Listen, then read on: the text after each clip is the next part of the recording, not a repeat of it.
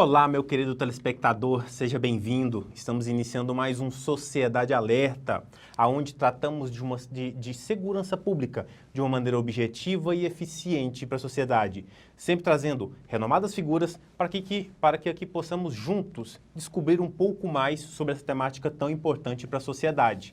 E hoje temos a honra de receber a perita criminal Patrícia Braga, da Polícia Técnico-Científica. Excelência, inicialmente agradeço o espaço na agenda e eu não tenho dúvida que vai abrilhantar o nosso programa. Seja bem-vinda. Obrigada. Boa tarde. Boa tarde. Minha querida, eu queria tratar um pouquinho da sua história. Eu sempre trago aqui renomadas figuras e é importante porque o nosso público ele não é formado somente por advogados, por juristas, mas também temos pessoas que estão tentando galgar um lugar dentro dessa honrosa instituição. Por que a Polícia Civil, a Polícia Técnico-Científica e quanto tempo que durou o seu concurso? Vamos falar um pouquinho sobre essa temática? Certo. Bom, eu sou graduada em farmácia pela Universidade Federal de Goiás e ali no último ano de faculdade eu optei, pela carreira de perito criminal aqui na gloriosa Polícia Técnico-Científica do Estado de Goiás. Eu me formei aqui e optei por fazer o concurso aqui. Quem me inspirou nesse processo todo foi um perito que acabou que era professor lá na UFG e inspirou grande parte da minha turma. Hoje eu tenho vários colegas da minha turma que ingressaram na carreira de perito criminal aqui. Então ele acabou que dando uma aula de química orgânica pra gente e inspirou a gente. Olha só. Ali nos idos, do curso, comecei a pesquisar sobre isso e quando eu estava me formando, veio aqueles rumores do edital da segurança pública. Parei ali, fiz a opção por estudar para ingressar na carreira, até deixei de lado alguns estágios remunerados, estudei, fiz o cursinho e ingressei. E já tem quanto Então tempo eu de me instituição? formei em 2009, Aham. colei grau em 2009, e em 2010 eu já estava na Polícia Técnico-Científica. Olha que bacana. É um período, a gente fala que é longo, mas deve ter passado assim, hoje em dia, você olhando para trás, passa muito rápido, acredito eu. Passa rápido, e a gente completou agora 11 anos de instituição, já passei por várias fases lá dentro, mas passa rápido sim. Com certeza. Eu queria também fazer uma diferenciação inicial, até mesmo para os nossos telespectadores também, que são formados por pessoas da sociedade civil. Essa diferenciação de polícia civil e polícia técnico-científica, porque às vezes vão falar perito criminal da polícia civil. Isso. É bacana a gente fazer essa diferenciação. Bom, hoje, no panorama nacional, existe uma divisão, digamos assim, da União como um todo. Em alguns estados, a carreira de perito criminal pertence à estrutura da Polícia Civil. Perfeito. Em outros estados, como é o caso aqui do estado de Goiás, há uma autonomia administrativa. Então, as carreiras da perícia criminal, o perito criminal e o perito médico-legista, saem da estrutura da Polícia Civil, criam um novo organograma, Entendi. que por todo o Brasil se chama aí Polícia Científica, Polícia Técnico-Científica, Departamento de Perícia Técnica. Então, cria mais para autonomia administrativa mesmo, para separar da Polícia Civil em quesito de autonomia administrativa e de investigação. Isso já acontece em todo o país? Então, hoje é dividido. Parte do país, vamos supor assim, 33% do país, o perito ainda está dentro da estrutura da Polícia Civil. Entendi. 33% está desse jeito. Tem autonomia administrativa ligada diretamente à segurança pública, uma nova polícia. Entendi. E nos outros 33%, nem parte da segurança pública faz. Nossa. São institutos gerais de perícia, como é ali o pessoal ali do Rio Grande do Sul, Paraná, Sim. Santa Catarina, Paraná é Polícia Científica, Rio Grande do Sul, Santa Catarina e alguns no norte. Então tem essa divisão, é bastante misto. Agora no Congresso está tramitando aí uma PEC para unificar isso aí Isso é e ótimo. tornar, digamos assim, homogêneo, decidir por um panorama só por todo o Brasil. Isso faz diferença? Porque eu acredito que vocês têm um status, não é que um é melhor que o outro, mas até mesmo uma verba direcionada melhor do que quem está fora dessa situação, dessa sistemática. Por isso essa uniformização? Eu não fiz parte não fiz parte de quando era junto, né? Na tá. carreira junto.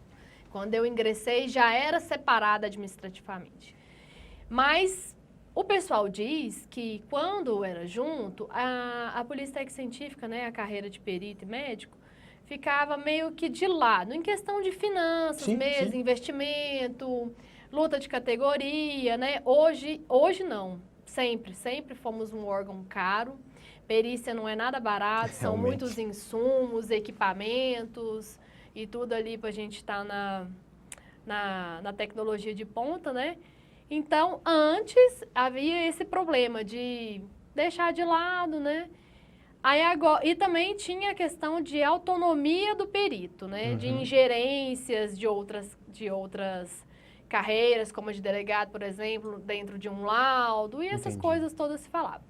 Hoje não. Hoje o que se pesa é o crescimento das duas carreiras. Muito embora há estados onde as carreiras de perito e médico integram o quadro da Polícia Civil e que segue muito bem, como, por exemplo, o caso da Polícia Civil do Distrito Federal e da própria Polícia Federal. E Vossa Excelência vê uma diferença muito grande do período que Vossa Excelência foi empossada no cargo até atualmente? A gente vê uma evolução, seja o observar do Estado, que é de suma importância em um crime ter o desenvolvimento de vocês, com o que era antigamente? Você consegue ver essa evolução ou ainda faltam muitos degraus? Sim, mas não só por causa dessa separação, mas pelo investimento da União também, né, com a criação da Secretaria Nacional de Segurança Pública ali, né, do Ministério de Segurança Pública e Justiça, Senasp. Há investimento nas perícias criminais, então compra de equipamentos, compra aí dos equipamentos mais caros, né, sequenciadores de DNA, cromatógrafos, microscópio eletrônico de varredura. Então, há um investimento da União nos estados e há também um reconhecimento dos chefes de estado perante ao trabalho, né, dos peritos criminais e médicos legistas. No caso também, alguns casos de repercussão de uns anos para cá, mais precisamente o caso da Isabela Nardoni ali. Foi um divisor de águas? Foi. Bacana a gente falar sobre Porque isso. naquele caso da Isabela Nardoni, onde a perícia criminal que revelou tudo, né, que de fato a criança foi jogada lá de cima, e encontrou fragmentos, microscópios da tela de proteção na camisa do pai, tudo aquilo, aquela dinâmica. Então, aquele caso, e dentre outros, daquele tempo para cá, trouxe um olhar diferenciado para o que a perícia criminal é capaz. Então, é tudo, né? É autonomia administrativa, é investimento da União, é os casos de repercussão que foram mais trabalhados ali. Tudo isso influencia. A capacidade dos profissionais. Hoje, a gente atrai muita gente com mestrado, doutorado, né? Então, já entra o pessoal ainda mais gabaritado. Não que os de antigamente fossem menos gabaritados. Mas antigamente você entrava e depois se especializava ali já dentro. Hoje já entra o pessoal já com especializações específicas. Excelente. Já focando o concurso. Você tocou num ponto bacana, que é esse divisor de águas aqui dentro do Brasil, esse caso Nardoni. Sim. E a gente recebeu aqui em programas passados o período Ricardo Matos, que ele falou de um caso já internacional, que foi do O.J. Simpson. Sim, também. Que também foi um divisor de águas quase que mundial, porque a perícia lá foi de suma importância. Foi. Né? Muitas falhas ali na cadeia de custódia, em como os elementos foram tratados e mostrou ali da fragilidade de certas provas frente à prova pericial. Você tocou num ponto importante, que é a capacitação do profissional que está entrando. Também. E a gente vê isso em todas as searas das forças policiais. Eu costumo sempre fazer uma semelhação com a Polícia Militar, que antes de 88 não requisitava determinados requisitos, né, para a pessoa que vai entrar. Hoje em dia um oficial já tem que ser bacharel em Direito, então a gente vê, já tem pessoas com mestrado, doutorado, a gente vê essa parte não só o operacional, mas essa parte mental de vocês da segurança pública melhorando e se aperfeiçoando. Com relação a dentro da Polícia Técnico-Científica, como que é essa divisão?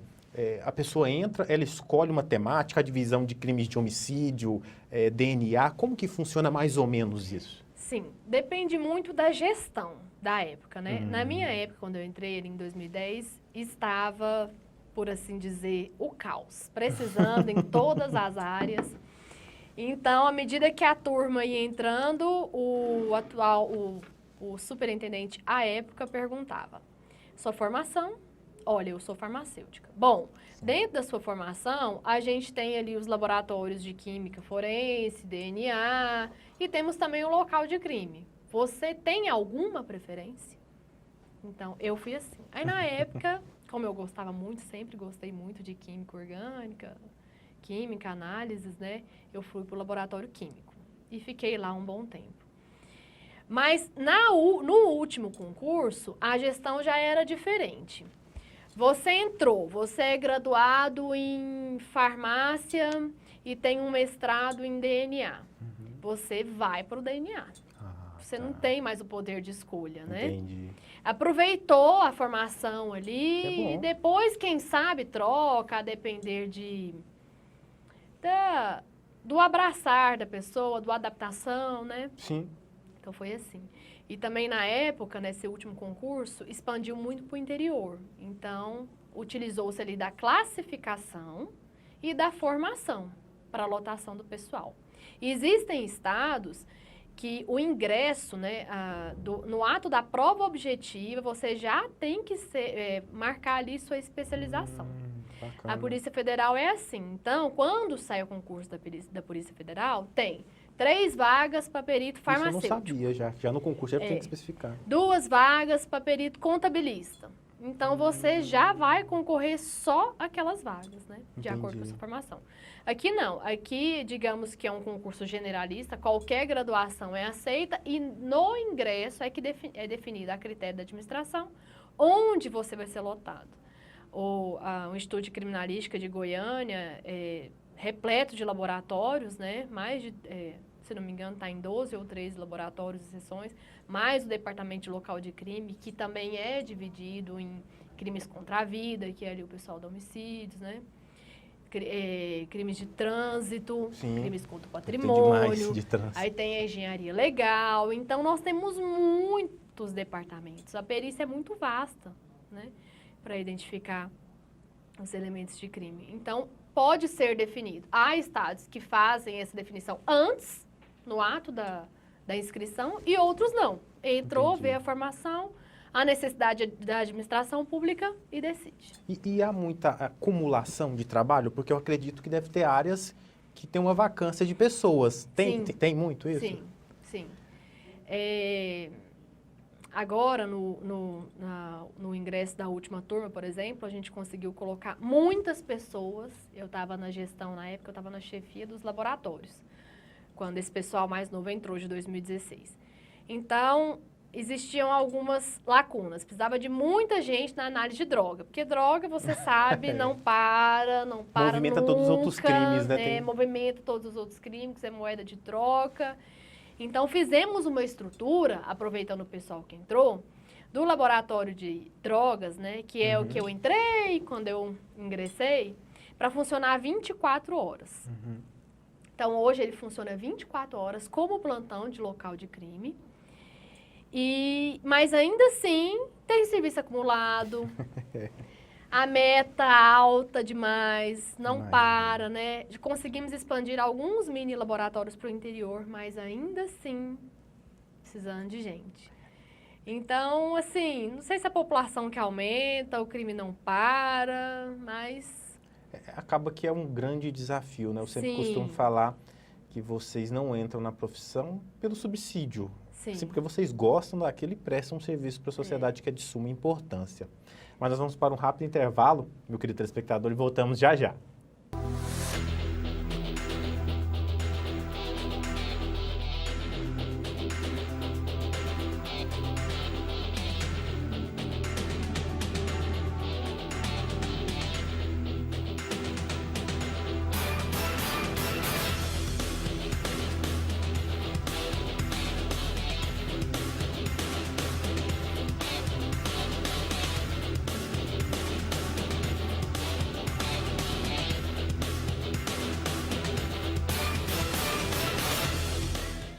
Com as escolas fechadas durante a pandemia, O governo de Goiás fez o quê?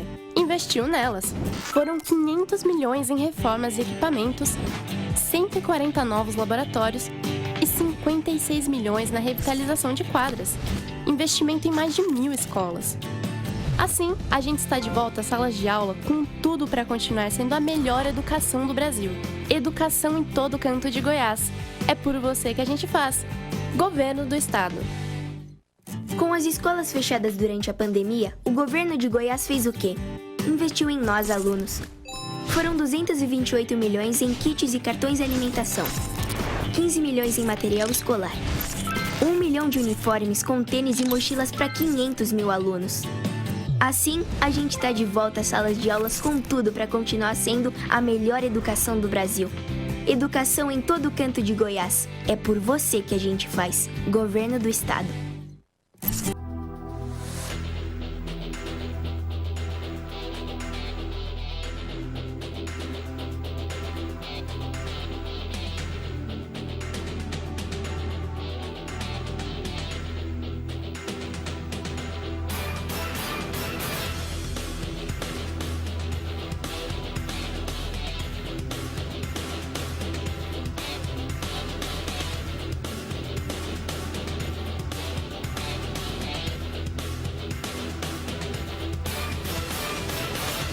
Estamos de volta para o nosso segundo bloco e hoje temos a honra de receber a perita criminal Patrícia Braga.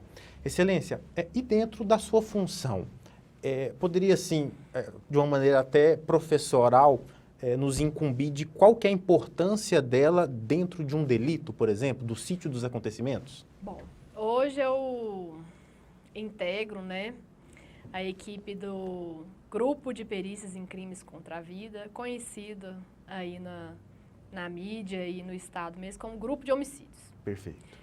Então, durante o plantão de homicídios, é um plantão que a gente trabalha 24 horas ininterruptas, entra no plantão às 7, plantão só tem hora para começar, não tem hora para acabar. Para quem é mãe deve ser muito difícil, né? Mas depende, assim, se você tem um apoio em casa, você fica essas 24 horas ausente, mas a carga horária em regime de plantão permite outros dias em casa que o regime de expediente não permite. Bacana. Né? Então, basta ter uma organização aí, ter rede de apoio. Mas então, a gente está aberto, né? A Regional de Goiânia está aberta para atender solicitações, requisições de perícia em Goiânia e Grande Goiânia, Perfeito. que inclui aí parte de alguns interiores, Trindade, por exemplo, Goianira, enfim.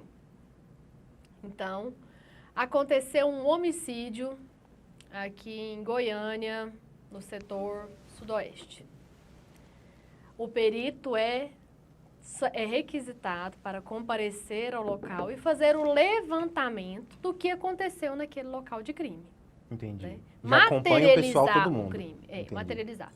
Então, a Polícia Militar, normalmente, é a primeira pessoa, a primeira figura Autoridade. policial que tem acesso ao que aconteceu, e daí já tem o acionamento da Polícia Civil, a investigação, a Polícia Civil faz a solicitação de perícia, né, requisita o exame pericial ali naquele local. Sim. O perito, então, se desloca, eu me desloco com uma equipe, geralmente vai eu, um fotógrafo, um motorista auxiliar. Então, nós vamos para aquela cena do crime levantar o que de fato aconteceu. Entendi. Uma coisa é prova testemunhal, Sim. né? E outra coisa é a prova pericial. É por isso que é importante aqui, fazendo uma ressalva, as medidas de isolamento e preservação de local. Então, aconteceu o crime, ninguém encosta, ninguém mexe. Faz um favor, fecha tudo, lacra tudo, espera o perito chegar. Quanto maior a preservação e o isolamento, quanto maior a preservação e melhor o isolamento, melhor o trabalho pericial. Vocês têm mais ou menos uma noção da preservação desses acontecimentos na atualidade? É a faixa, não sei, de 50% que vocês chegam no local e está isolado, outros não. E eu nem falo pela autoridade policial da Polícia Militar, porque às vezes a Polícia Militar nem chegou e tem gente lá, Sim. pegando cápsula, andando, isolado, pisando. é um número até bom. Agora, preservado já é mais entendi. difícil, que é diferente. Entendi. Isolado é fechou. Ninguém entra, Bacana. ninguém mais sai. Mas e antes disso?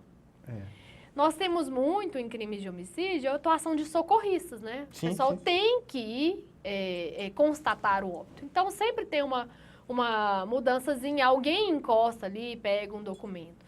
Mas é diferente você fazer uma varredura no local e subtrair coisas acidentalmente ou propositalmente. Entendi. O que importa é preservar o máximo possível, porque toda aquela dinâmica que vai ser apurada pelo perito vai ajudar no fechamento da investigação. A prova material é a rainha das provas, né? A Total, prova total. pericial. Não mente. Manchas de sangue não mentem. Elementos de munição pelo Sim. cenário não mentem. Você definir trajetória. Posição do corpo, etc. Perfurações, tudo. Então, quanto mais preservado e isolado, melhor. A gente vê esse debate muito grande no tribunal do júri, né, Excelência? Porque lá, muitas das vezes, não tem a defesa do mérito, mas tem a defesa dessa parte pericial, que muitas das vezes a defesa bate nessa temática, e também, a contrário senso, o Ministério Público também se utiliza disso para mostrar que foi uma execução ou não, e isso é de suma importância cada Sim, vez mais, não é? Sim, sim. Dentro das audiências também de instrução, a gente vê um debate muito maior e também até mesmo do aprofundamento, seja do Ministério Público e da Defensoria Pública também, no aprofundamento disso, até porque eu acredito que está tendo até vários cursos de aprofundamento, não só para vocês, mas também para todos os autores dessa área jurídica. Acredito que está aumentando isso, não está? A nossa Polícia Militar aí do Estado de Goiás fazem corriqueiramente os cursos de preservação de local. Importante. Afinal de contas, são eles os primeiros a chegar, né? Então, ali, tudo certinho, fita zebrada, presenças policiais, viaturas posicionadas, né? Garantir que as coisas permaneçam ali o mais intocadas possíveis, porque auxilia tudo. E um local que não está preservado ou que foi violado, ainda que minoritariamente, já gera dúvida, Sim, sim. né? Já levanta dúvida. E aí já vem toda aquela questão que no nosso direito penal sempre tem a acusação e a defesa. Então, quando não está tudo fechadinho, redondinho, gera brechas. Com certeza. Né? Até E porque acaba- um trabalho pericial feito na sua totalidade, ele contradiz até uma testemunha, porque a testemunha ela pode se equivocar. A perícia, ela é que nem, por exemplo, a Vossa Excelência tratou de uma temática de trânsito. No trânsito, até mesmo de alguns cursos que eu fiz, pelo impacto, destroços que foram jogados, dá para ver Tudo, toda marcas de aquela sistemática do que aconteceu. tudo. Sim, sim. Né? Isso é importante demais. Uma outra temática também, Excelência, que eu faço uma pergunta para todos que se encontram aqui. Né? Esse programa ele é eclético, recebe delegados, defensores, promotores, juízes, e não seria diferente com Vossa Excelência. Essa sensação de impunidade, eu sempre faço essa pergunta. Essa sensação de impunidade que a sociedade sente, ela advém de um processo judicial lento, por uma ausência de legislação, por um excesso de legislação que às vezes se confronta, a gente vê que o Código Penal é uma coxa de retalho. Como Vossa Excelência, com a experiência que tem e sobre essa ótica, observa essa sensação de impunidade que a sociedade sente? Olha, ali com 11 anos de carreira de perito, né? Eu acho que a principal falha está na legislação. Entendo. Porque eu integro as forças de segurança, sou casada com um delegado de polícia, tenho vários amigos Gente, policiais. mandamos um abraço aqui pro Dr. Rilmo Braga. Abraço, amor, beijo. Tenho vários amigos policiais militares, convivo nesse meio aí há 11 anos e vejo que todo mundo dá o seu melhor. Entendo. Segurança pública, na minha opinião, não é só para quem quer, só para quem quer o status, é para quem tem vocação. Concordo. É uma área, assim, eu recebo perguntas, nossa, mas você não se abala, nossa, mas você não fica triste? Sim, mas você tem que pensar que você está fazendo para a sociedade, para Deus. Sim. Então, não é uma área nada glamurosa, na perícia não tem todo aquele CSI. Acredito que Vossa Excelência já viu cada tipo de sítio dos acontecimentos, que Sim, de embrulhar até o estômago, sim. acredito. Mas eu enxergo profissionais comprometidos. Ótimo. Comprometidos, que querem ali realizar a atividade fim da melhor maneira possível. Só que o que eu enxergo, como você mesmo pontuou, é um código penal colcha de retalhos, Infelizmente. com brechas, ultrapassado, um sistema penitenciário brasileiro deficitário. Então, são várias nuances que poderiam ser melhoradas e que, muitas vezes, faz com que todo o trabalho da segurança pública de nada sirva, né? Então, eu acho que a gente precisa de uma revolução aí mesmo na lei, né, nas diretrizes penais e de processo penal, para tentar melhorar.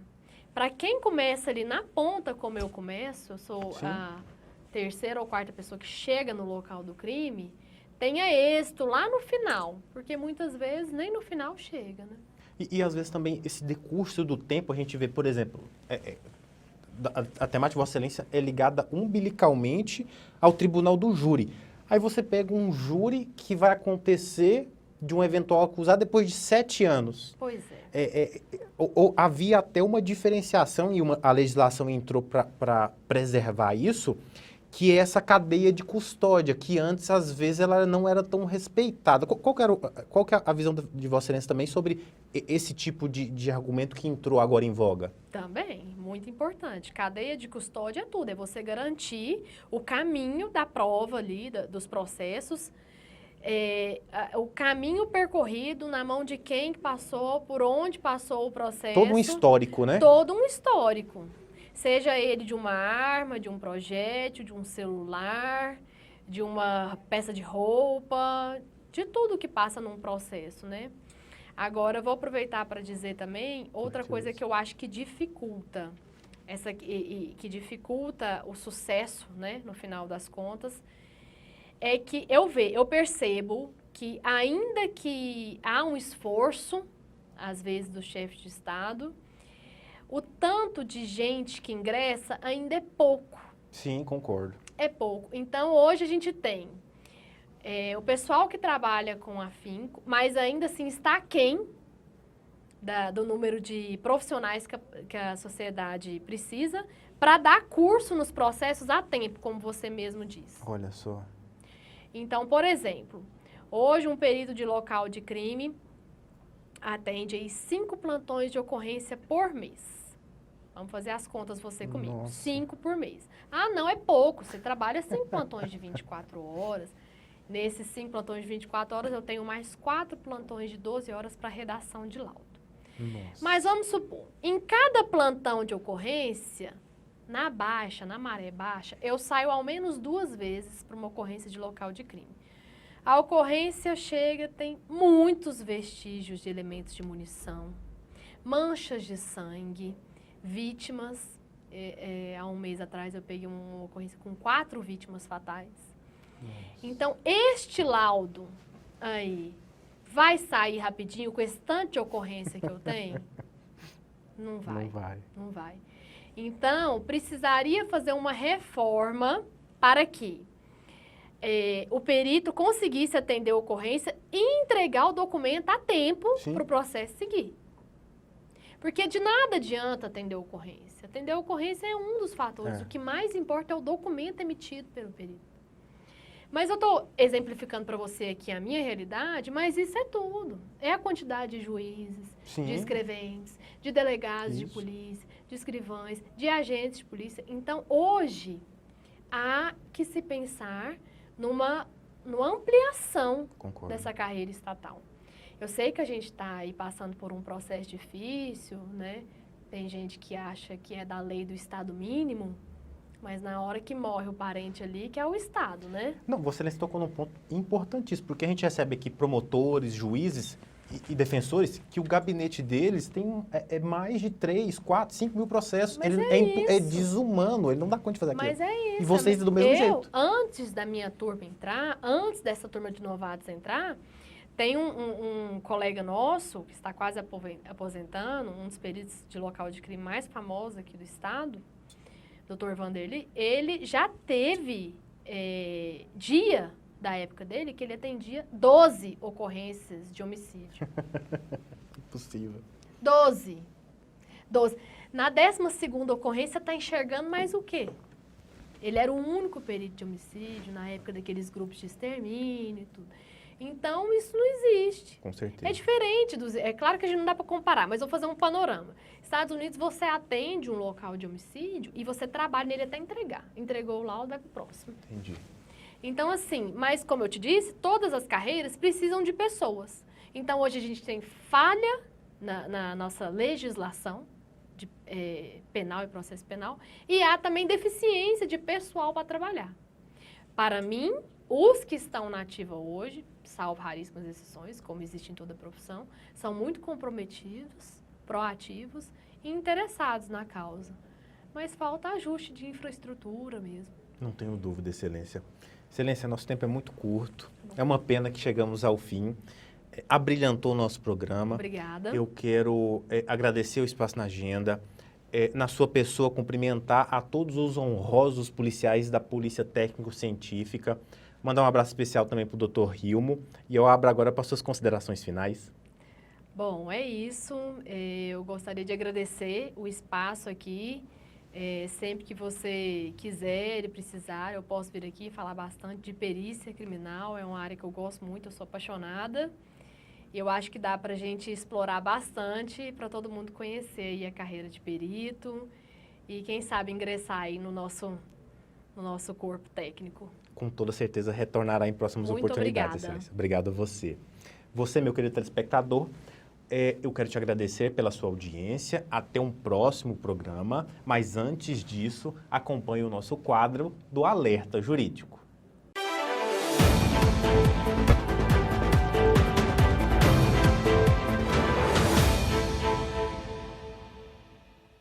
Olá, tudo bom? Hoje o nosso tema no Alerta Jurídico é Direito do Trabalho Noturno. Já ouviu falar do adicional noturno? E da prorrogação da jornada noturna? Hora ficta, já ouviu falar? Então continue assistindo que esse será o nosso tema de hoje. Bom, todo mundo sabe que o adicional noturno é aquele valor que é pago a mais para o trabalhador que desempenha suas atividades no período noturno. Mas qual que é o período noturno? Bom, conforme o artigo 73 da CLT, ele fala que o período noturno compreende das 22 horas às 5 horas da manhã para os trabalhadores urbanos. Outras profissões, outros ramos, poderá ter um horário noturno diferenciado. Mas vamos trabalhar aqui com um adicional de 20% do trabalhador urbano. Como eu falei, existe um adicional, mas por quê? Porque entende-se que quem trabalha no período noturno trabalha numa situação um pouco mais complicada, porque pode perder um pouco a saúde, perde o convívio social com os familiares. Então, por isso que existe esse plus salarial. Quem trabalha no período noturno tem esse benefício. E o que é a prorrogação da jornada noturna? Como eu falei para você, o horário noturno é das 22 às 5 horas. Mas você pode me perguntar, mas Emerson, eu trabalho das 19 às 7 horas. E esse horário que passou das 5 horas, como que fica? Eu recebo adicional? A resposta é sim. Esse horário que ultrapassa a jornada noturna, você terá um adicional nessas 2 horas também. Chamamos de prorrogação da jornada noturna. É sempre bom ficar atento ao seu direito, verificar com o sindicato no qual você é afiliado para verificar se existe uma questão particular da sua atividade. E agora a hora ficta.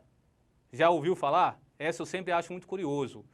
A lei trouxe uma ficção jurídica no qual entende que 1 hora não tem 60 minutos, tem 52 minutos e 30 segundos. Curioso isso, né? Então quem trabalha nesse horário noturno não conta 60 minutos por 1 hora, conta 52 minutos e 30 segundos. No final da sua jornada noturna, você terá trabalhado cada hora 7 minutos e 30 segundos a mais. No final da jornada, então, poderá ter um adicional. Além dos adicionais de 20%, você terá 1 hora extra, dependendo da quantidade de horas que você trabalhar nesse período.